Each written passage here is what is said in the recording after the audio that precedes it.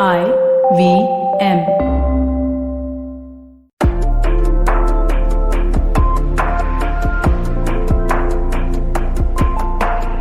Welcome to Global Victoria Tech Talks on IVM Podcast, presented by Global Victoria, inspiring global possibilities.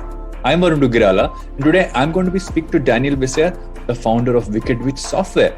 We're going to be digging into the dynamics of mobile gaming, the role of independent studios in the ecosystem, and how the careers in gaming are expanding not just through the businesses operating in it, but through physical hubs like the one in Victoria. We're with Daniel. Hey, Daniel. Hello. Good afternoon. Well, it's afternoon for me. It's almost afternoon for us as well. So I think we kind of hit somewhere in a weird way. I think early afternoon for me, late afternoon for you, I guess. I can see the sunshine coming through your window there as well. Whereas it's rainy and overcast in a typical Melbourne afternoon here.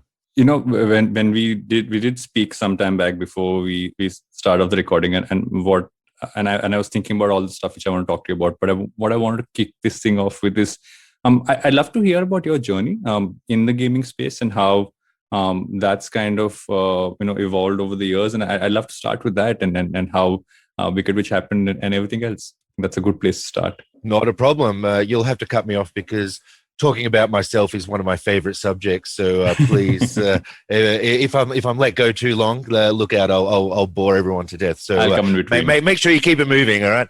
Yeah. Well, it all started when I was 6 years old. Actually, this is the truth. It did start when I was 6 years old. I was given a Commodore computer for Christmas. I thought it was from Santa Claus at the time. So I started playing the video games. I think there was like 5 video games on a cassette deck. I always like to think about that computer because it had, I think it had 16 kilobytes of RAM. But only about 3.5 kilobytes of RAM was available. The rest was taken up with the operating system and so forth.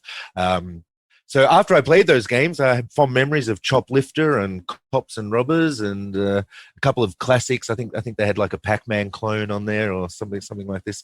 I ran out of things to do. So there was a manual that came with the computer, and it taught programming in the language of BASIC. So language of BASIC was preloaded onto the Commodore. It was a Commodore VIC-20, which was then followed by the more popular Commodore 64. So when I was really young, literally the first few years of primary school, between the ages 6 and 10, I started to just write very simple, basic programs. Text adventures usually was where I started writing and programming. I don't know if they still make text adventures anymore, or if anyone remembers. They should, I feel. That's right. They were pretty impressive back in the day. Your imagination would take over. So we were always the whole family used to sit around actually and play these text adventures together, and they were very, very simple. So that's where it started. That's where the love of video games started, and then for years after that, I would be playing arcade machines at the local fish and chip shop, or at the local pool hall where they had some pinball machines and computer games, and I would just love the graphics. I would just always love Double Dragon and Golden Axe and all these kind of classic 16-bit. I think it was the 16-bit era, and I was forever at home trying to make games as good as the ones that I was playing in the arcade parlors, basically. In high school, I got a bit better. I was making games with graphics, and I was making shooting games and side-scrolling games, still in BASIC. I then upgraded to a Commodore Amiga. I'd always had Commodore computers up until that point, but there was very little resources. I like to remind people that this was like in the early 1990s, so there was no CD-rom drives. There was no mobile phones. There was no internet to speak of at all. So I found it very difficult to learn how to do programming and learn how to make games. I went to the local library. They probably had 3 books on programming. I used to go to the news agency and buy every magazine I could on computer games. Some magazines had programs you could type in yourself at the back, and I would just I just really taught myself from the few books that I had, and I couldn't meet anybody that I knew that lived in my area that made video games. I tried joining a few clubs and shareware sites. I kind of became part of a shareware scene. I tried to sell some of my games via shareware as well, but it was very difficult because it was all through the mail and through the posts and through clubs and people that you knew. So I knew I wanted to make games. So I went to college. There was no games courses or multimedia or any of this did not exist then. So I did a business programming course in college where I learned the colorful language of COBOL, business-oriented language that some people may remember. You've literally spoken about the two languages I learned starting off, which was COBOL, a little bit of it, then BASIC. There you go. And then eventually you get to C++ is what happened. C and C++. That's the exact same journey as me. If you remember COBOL, you had to put things in the margins because that language actually came from the old punch card system. That's actually how old COBOL was. This is around, I remember when Windows 95 came out around this time. But we used to deliver our cartridges, our ROMs that we would build to our clients who were in the United Kingdom, and we would do that over a 2400 bulletin board system just to before the internet. So it has come a long way. It wasn't long after that I worked at a couple of other studios in Melbourne, and that's when I started using C++ and started writing physics, and then 3D video cards came out, and oh man. I was in love with 3D graphics when 3D video cards came out. I remember seeing the Voodoo 1, which I think might have been NVIDIA. I'm not sure if it was NVIDIA, but those first graphics cards just blew my mind when I saw these graphics and just how beautiful they looked. And that got me really, really excited into 3D. So I was, and everything after that, that was pretty well the end of 2D and sprite-based games, and everything became 3D.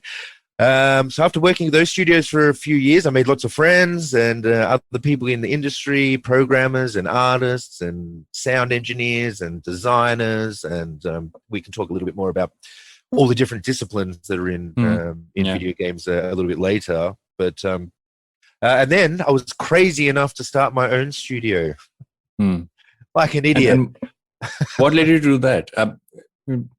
Because, and I ask you this also because, there is this, and I think it goes for every single space, right? There is this whole thing about, okay, are you part of a larger studio? Do you want to create an independent studio? This whole conversation between independent studios and what they kind of create versus what your, I don't even want to call them larger, right? Say more traditional maybe would be a word to use, or I don't know what the technical term for that is anymore, because I think those lines overlap many times. So what made you do that shift? But also, how does the functioning kind of differ in that sense? That's an excellent question, and I'm not even 100% sure on the answer. I think I was a little bit naive. I thought I had too much confidence in myself. I thought I could do everything better than the places I was working. But also, I think it was for creative freedom, as a matter of fact. Like, I enjoyed working on car games, and I enjoyed working on adventure games and licensed games and all of this. But at the end of the day, I think I was a designer, and I wanted to create my own video game. So I think it was a bit of a dream at the start that me and my friends were like, "Oh, we'll go out, we'll be ourselves, we'll develop something amazing, it'll be a hit, and then we'll all drive around in Ferraris and be rich and famous." I think this was the dream, you see. And to be honest, in the start, it kind of was a bit like that at the start. We were more like a club, more like just a group of friends. It didn't feel like work, We could start anytime we liked. We could work all through the night if we liked. We kind of had our freedom. We could pause and just play some, I remember World of Warcraft came out, and we just stopped what we were doing, and we just spent like 2 days, day, night, just playing World of Warcraft. We could have a beer in the afternoon if we wanted. Like, all of these things, it did feel like true independence to us, and that was really good for probably for the first year or two. But then, do you know what happened? The reality of needing to make money started to sink in. Yeah. You mentioned World of Warcraft, and you did find some of your early employees of World of Warcraft. Actually, if I remember correctly. That is completely true. More than one, I think. So we loved World of Warcraft. I mean, we love all the Blizzard games, the RTS Warcrafts, almost everything that Blizzard did. We're big fans of theirs. And World of Warcraft, I remember I played it at E3 early on, and I didn't quite get it. But when it came out, I used to play Ultima Online as well. I was a big fan of MMO RPG games. And when World of Warcraft first came out, we got right into it. Like it was the best game we ever played. We played it day and night. It was the beta, and everyone in the studio, we all created accounts and started playing. One of the guys ended up having a guild and being a guild master, and we had a few people in that guild master, and then we found out years later that they lived locally near us. They were interested in video games. They were just as passionate as we were. So in the end, when there were job offerings that were coming up, my guy who's now a programmer, who's now our 2IC, would talk to them in the guild in World of Warcraft, and I think they were doing nothing much but just playing World of Warcraft all day, and helping run the guild in Warcraft. And that's right. So we ended up offering them jobs, and I think one or two of them still work with us like 10 years later. And we met. Just goes to show that the bond of and the love of video games is very, very strong in Wicked Witch. That's kind of the most important thing is your passion and your love for video games, so much so that we hired people through World of Warcraft. That's right. And when you look at the entire space, obviously started off with PC gaming, and then consoles came on, but I'd say the real blowout of like everybody getting onto it happened when it got onto mobile phones, and when phones caught up to being for people really being able to game on it. But what I want to ask you is that as that transition happened, what do you feel kind of changed about the ecosystem in terms of just not just the kind of games that are being created and the kind of people playing it, but just from the sense of all the possibilities? So what changed as that happened? That's a great question, and it absolutely did change. So when I worked in those other studios, we were working on console, like whether it was handheld like Game Boy or it was PlayStation. There was no Xbox then. I don't think it was a Sega. It was a Nintendo Entertainment System and the Sega Mega Drive, whatever it was back then, and the first PlayStations. So we were and that was the only way you did it. Even PC games weren't that popular because this was before the Steam store. So there were a lot of PC games, but you had to have your own drivers and all of this stuff before Windows. So we got started right at the very start of mobile games. So actually, when those first Nokia phones came out, that had Snake, on the Nokia 30, the Nokia 40, and the Nokia 60, I think they were called. And then the N-Gage came out. That's right, the N-Gage, exactly, which was a Nokia 60. So they came with Java. They had Java on the machines, and we had never written anything in Java. We were working with our Australian carrier here, Telstra, and they, I think, came to us and said, "Hey, can you make some games on these phones?" And we never really looked at it before. So I remember myself and the 2IC, we stayed up all night learning Java. We just taught ourselves Java in one night. And I said, if we can get input and do some processing and then draw to the screen, these three functions, then we can make a game. That is all we need. So the first game we made, I think we stayed up all day and all night, and we made a little game called Gothic Graveyard, a little kind of like a little net hack, a mini dungeon crawler is what it actually was. In 64 kilobytes of RAM for all the sound and all the graphics and all the code it had to fit in. And that's when it started. And then it just went, before long, I think in the 3 years after the N30, we did about 100 titles that we did some Engage titles as well. And every 6 months, a new phone would come out that had now had 256 kilobytes of RAM, now 512 kilobytes of RAM, now 1 megabyte of RAM. They were getting bigger and bigger and bigger. And in the end, we started doing these projects like 3 or 4 days to make a game. Then they became a few weeks. Then they became a few months. And pretty soon, these productions on the mobile phones were as big as the games we used to make on Game Boy as well, which, used to cost hundreds of thousands of dollars, actually. So it was moving very rapidly. And then the iPhone came out. And man, when the iPhone came out, I just remember seeing the device and using the device for the first time. I think it was an iPhone 2 was the first one that I saw. I'd never had an iPod or iPod Touch myself, so I wasn't that familiar with their predecessors.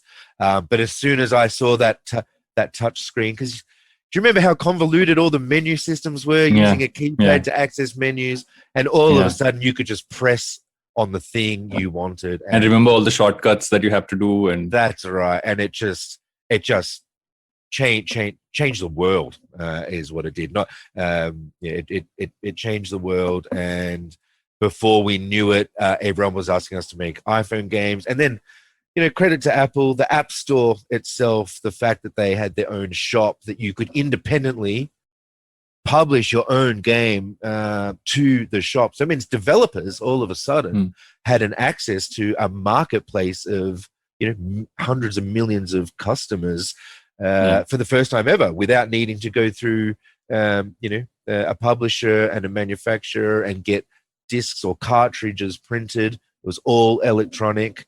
It was absolutely amazing. Changed the world. So when that change happened, did you also see the kind of people and the kind of careers that were there in gaming also kind of scale up? Because I'd imagine stuff like, obviously, just because everything was for touch, and let's say UI, how UI works, how your entire, I think, design and graphics and gameplay design, all of that would have kind of scaled out a lot more. And I'm just picking a few which come to my mind, but I'd love to hear what kind of careers kind of opened up with that happening, and how that translates maybe to even PC and console. I think even those got a lot more dynamic as this kind of came in. Absolutely. I mean, there were a handful of games that did it themselves, like games like Fruit Ninja and Angry Birds. Angry Birds, I think, was the first game to have a billion players, and that would not have been possible without the Apple ecosystem.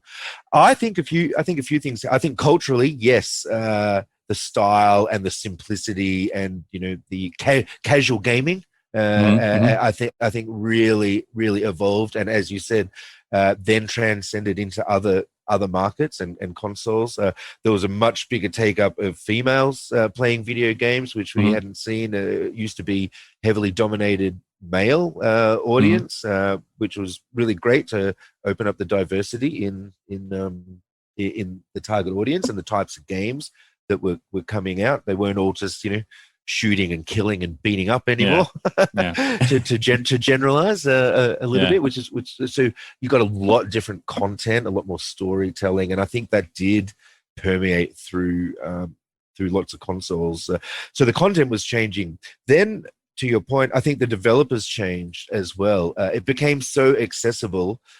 Instead of multi-million-dollar productions, it went back to a handful of small indie people could make a game together now. They had the language itself, Objective-C, and was just a friendlier language to program in. It was a lot easier. There were a lot more tools around. So all of a sudden, you got people, out of university or breaking away from a bigger game studio to do their own independent thing. So, and that was the rise of the indie developer, I think, was sparked from that also. More on this right after the break. This show is presented by Global Victoria, the state government of Victoria's trade agency. Explore the opportunities by contacting the Victorian Government Trade and Investment Office in India.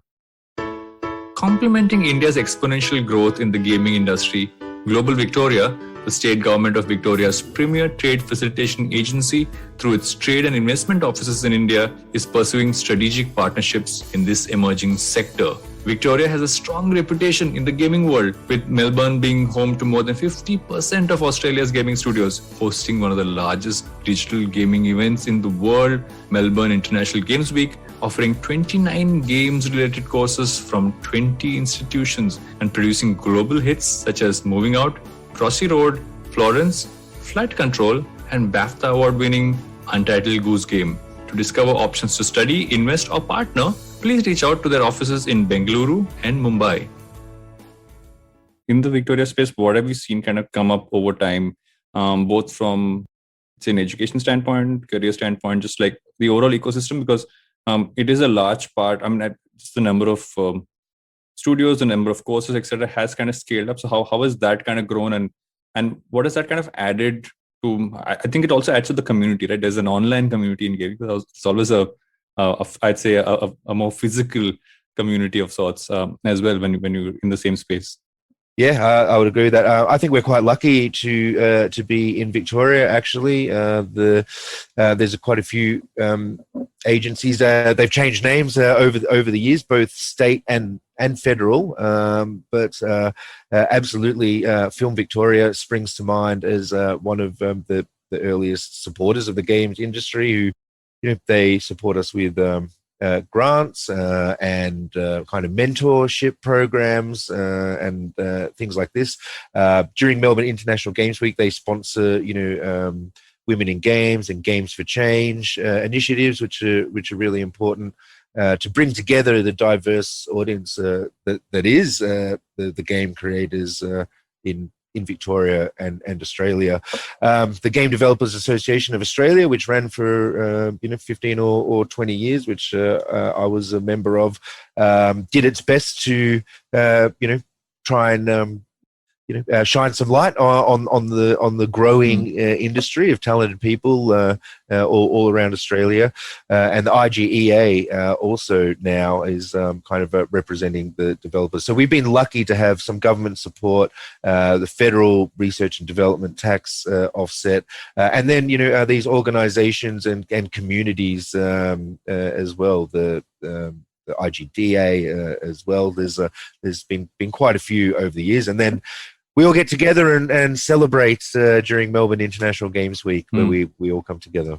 It wouldn't be possible without everyone giving their time and their support. And so, Wicked Witch is very thankful from all the support we've had from government and colleagues, actually, because making games is a tough business at the end of the day. Video games was one of the fourth or fifth biggest industry in the world behind something like entertainment industry. I'm talking about behind like gambling, music, and film. And then I remember a few years later, video games was only behind music and film. And then I remember it was only behind music or film, or whichever one. And then I remember, I think it must be film. Yeah, I think it was film. And then I remember it was bigger. It was bigger than Hollywood. And that was quite some time ago. So it's taken a while. I think video games kind of crept up on everyone. Yeah. No one expected it, apart from the kids.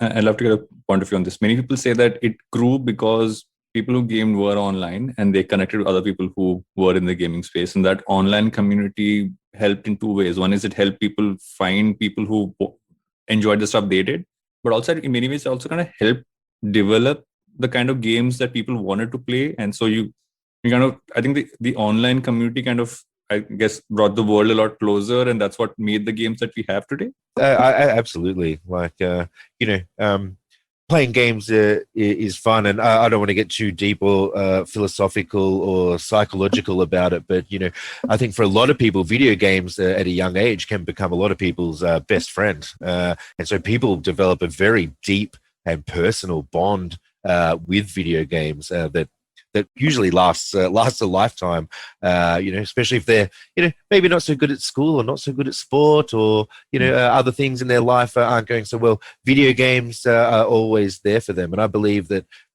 creates, a very strong appreciation and relationship with video games. So then when you multiply that with being able to connect with other people that feel this way about video games as well. It's a very powerful thing to be able to share that kind of your intimate connection with video games than with other people who feel the same way. Absolutely. And if you look at your own journey with Wicked Witch, how was the kind of games you built and the kind of team you had kind of evolved over time? Sure. And I mean, look at the fact that you started off with World of Warcraft and getting a bunch of people who you played with onto the team to now. How has it been from these are kind of people we have and how we scale up, and these are the kind of games we develop, and a little bit more into that. Yeah, absolutely. Yeah, so like I said, it was a bit more like a club, and people I knew from college and industry and people that we met online kind of all coming together. And what we were doing then is, I think we were imitating. We were looking at the games we loved, and we were trying to make our version of that or something cool like that. We loved RTSs, so let's make an RTS. We love what this game does and this game does. Let's try and do something a bit different, or bring something original to it. But effectively, we were being strongly influenced by the games that we loved to play. And then, like I said, we realized that we had to make money, and we had to feed ourselves and pay the rent. So then we just started just getting work and doing game contracts. Some of those we found locally, some we found at E3 or GDC by traveling overseas to different trade shows and conferences. Some we found through like online job boards and things like this. We did anything, any job that was basically to do with developing software and graphics for games, mostly. We did jigsaw puzzle games, we did solitaire games, we did boys games, girls games, board games, anything, any work we could get. But on the side, we were always trying to make our game, our latest and greatest invention. We were always trying to do, and this continued probably for quite a few years. I would say probably about 6 or 7 years until there was about 8 or 9 of us, and then we thought, okay, the business has been going for a while. I think it's time to maybe mature a bit more and to grow up a little bit and to still have fun. We still wanted to have fun and be passionate about what we did, but it was time to not maybe change the focus. It was maybe more like a hobby or a club, and it was like, okay, now we need to treat this like a proper business. I brought in a friend of mine as a business advisor who was from the music industry, because I had never been trained in running a business, right? Or accounting or financials. I was a computer programmer. That's what I was trained in. I didn't really, I had only taught myself how to run a business. Actually, do you know how I learned how to run a business? I learned it from playing Monopoly and from playing Warcraft on how to manage an economy, and from playing SimCity. That's how I knew if you're in the red or in the black, and how to balance a budget. I think that's a fabulous example for anyone who wants to learn how to play Monopoly, play World of Warcraft, and Yes. SimCity. I think that makes total sense to anyone who's ever played any of those games. That was all I knew, man. Like that was all. That was my world. So I just applied that. But yeah, that could only get me so far. I still use some of those principles today, actually.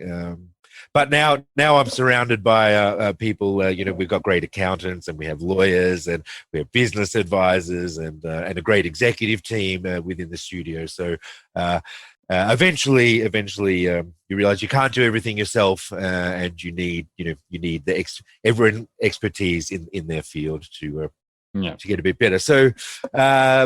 So then, we basically formalized what we did. We started working on bigger projects like the Australian rules football games on platforms and consoles. We did ports and conversion works from film titles to console games, but always in the side, we were always making our own game.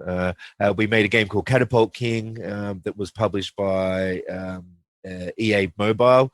They were called Chilinga back then, and it did really well. We actually made some money, which was a nice change.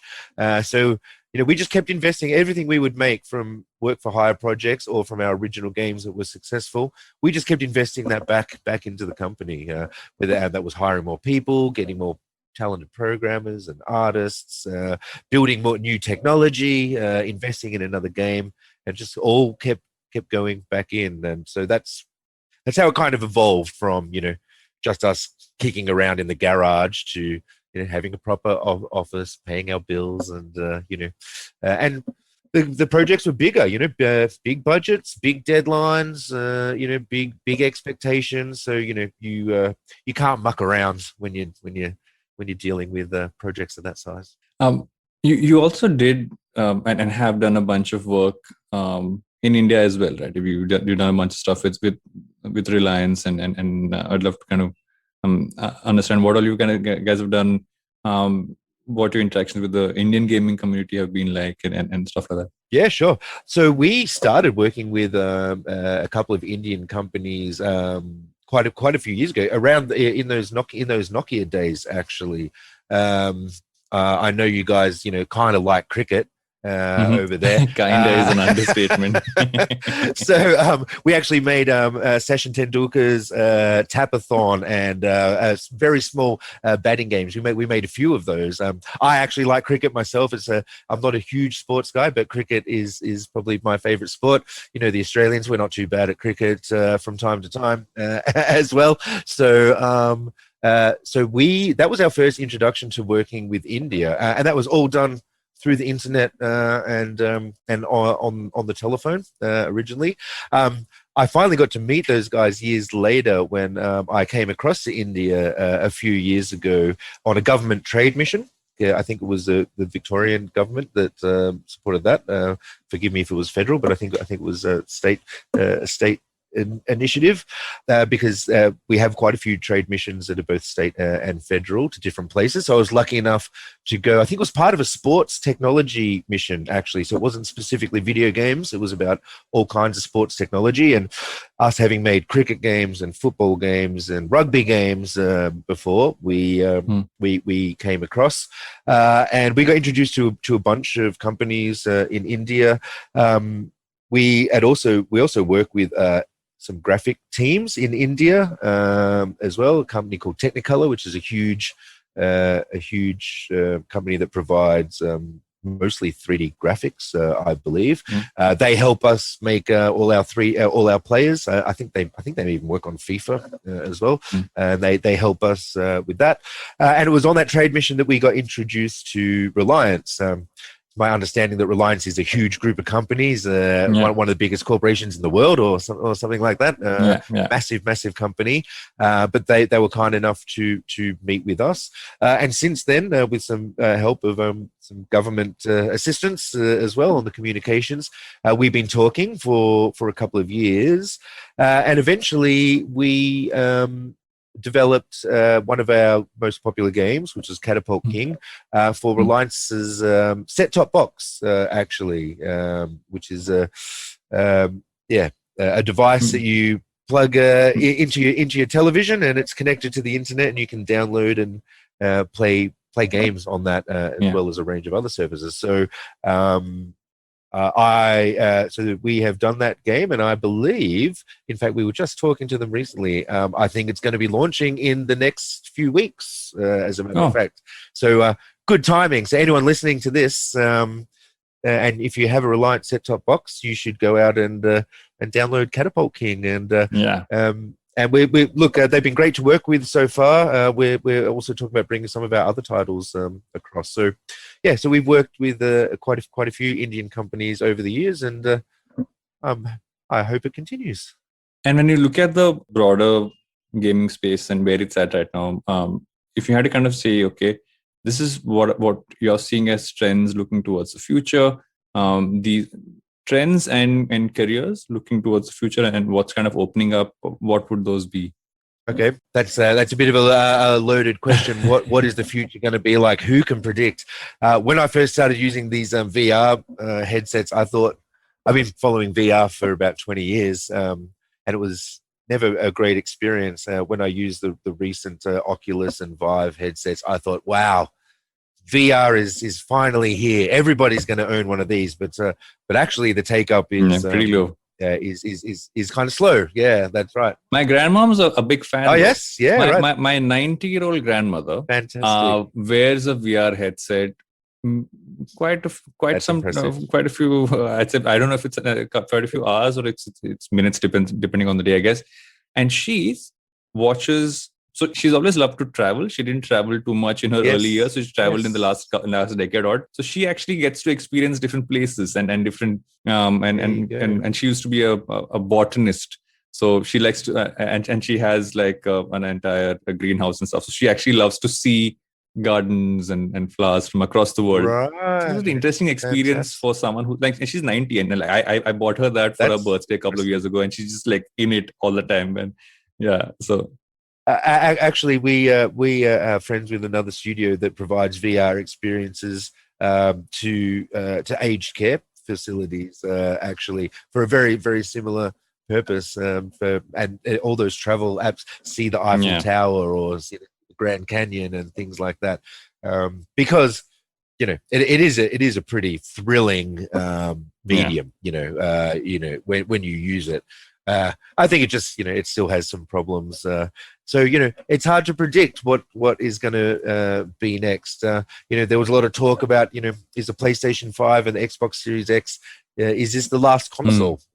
Actually, is everything going to turn to streamed gaming and downloading gaming, like with the Google Stadia platform and things like this?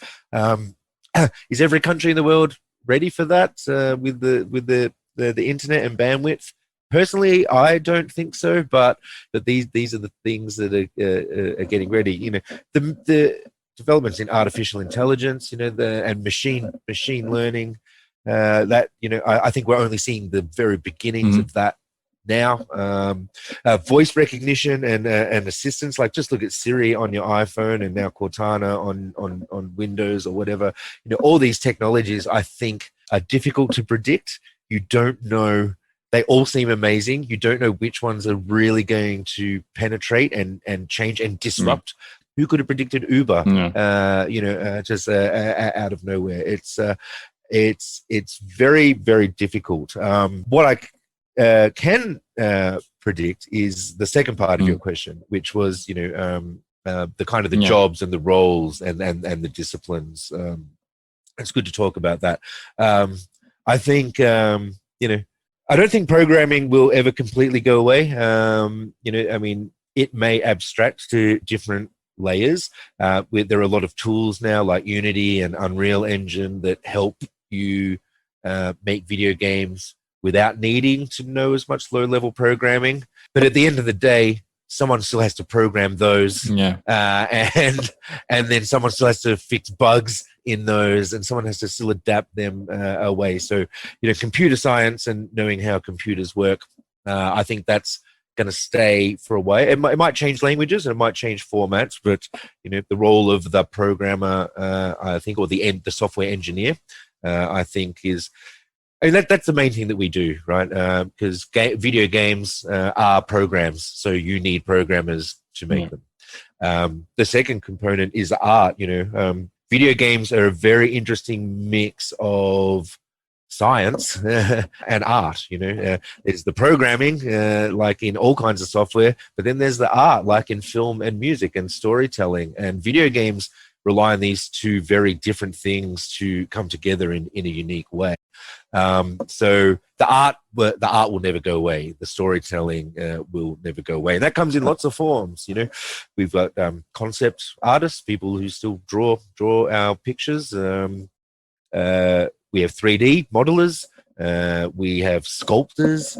We have animators, we have texture artists, we have environment artists, we have lighting artists. There's a whole heap of art. That's just on the visual side. UI design, UX design, all of that kind of falls under the art side of things. There's sound and sound engineering as well, which is sometimes gets overlooked or left to the last minute in video games, but it's a very, very important part. There's real science behind the way sounds are created, especially when you talk about 5.1 surround sound. So when you turn, you can hear your enemy creeping up behind you.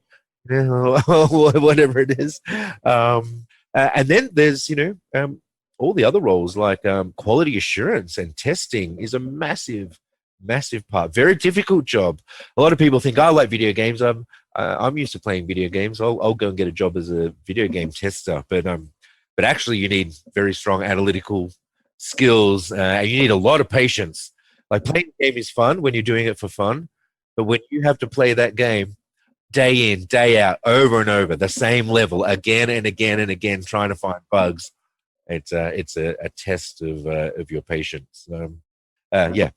People who make maps, people who do design, people who write AI patterns and movement, people who create puzzles.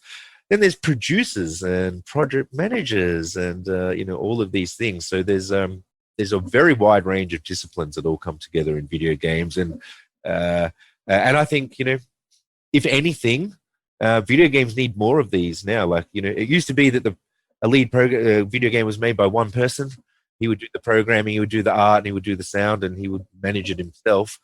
Whereas, some of our productions, we've got about 70 staff. Some of our productions are 30, 40, 50 people for 1, 2, 3 years. I'm not even talking about Call of Duty or any of these huge games, which are hundreds of millions of dollars and, hundreds, sometimes thousands of people involved. Yeah. So, yeah, there's lots of jobs, lots of things. Yeah, we've gone through, I feel, so many different parts of this entire space and in your journey and everything else. But what I've enjoyed the most is the fact that I think anyone who's listened to this entire conversation kind of gets how things were and how they have become, but rather where things are really going with just like all the aspects that have kind of come in through mobile gaming, through everything else that's happening right now. It's been super fascinating for me to listen to, and I have a bunch of stuff that I've kind of learned through this conversation. So thanks again, Daniel. Thanks for doing this, because it's been awesome, and I've enjoyed it. I hope you've enjoyed the conversation as well. Absolutely. It was great to hear that you knew about COBOL as well. It's excellent that your grandmother uses VR, and thank you very much. I love talking about video games because I love them very much. They're very close to my heart. So I'm lucky actually that I get to work doing something that I enjoy, and I'm lucky to be surrounded by really fantastic people at Wicked Witch that help me do it, because it's tough and it's challenging at times, and it's a lot of hard work.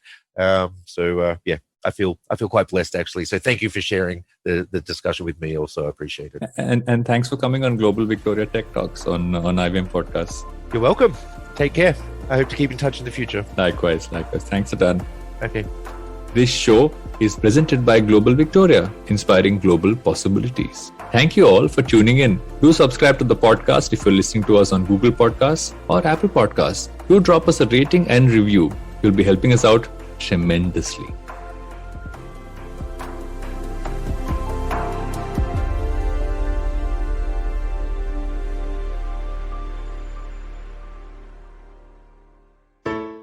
I hope you enjoyed that show. If you aren't following us on social media, please do. We're IVM Podcasts on Twitter, Facebook, and Instagram. Would like to thank the sponsors on the network this week, Cred, Ciet, and Global Victoria. Thank you so much for making this possible. On Cyrus Says, Cyrus is joined by the hilarious and extremely charming illusionist and therapist Suhani Shah. They talk about different aspects of magic like sleight of hand, mind reading, mentalism, and more. The Habit Coach completed 500 episodes, 500, and Ashton has a special message for us on the occasion. Do check that out. We had Lekini Desai, founder of the India Ethnic Company, talk to Varun Duggirala about their story and the Hatke marketing idea that made them popular. On Naan Curry, South Africa just celebrated World Chocolate Day. They took us through the origins, history, economics of chocolate, and shared their memories. On Tere Mere Raste, Keshav Chaturvedi shares an interesting story from Leh. Check out an updated version of the Traveling Professor's Diary. It's now rechristened as Smarter with Sid. Same old brain filled with new stories and insights. This time, listening to know why you should keep things simple. And finally, check out Global Victoria Tech Talks. This one is in partnership with Global Victoria, the trade arm of the Government of Victoria and Australia. The edtech and gaming industries are booming in Victoria, Australia, and this series is meant to showcase that. And with that, I hope to see you again next week. Hi, I'm Zarina Poonawala, host of the Empowering Series podcast on the IVM network. I happen to be a peak performance coach and leadership coach by profession, and I'm here to share with you productivity tools, life-altering techniques, and real-life hacks to help you achieve your maximum potential in everything you do, your relationships, professions, careers. So tune in every Monday to unleash your inner power. Be safe, be well, be empowered.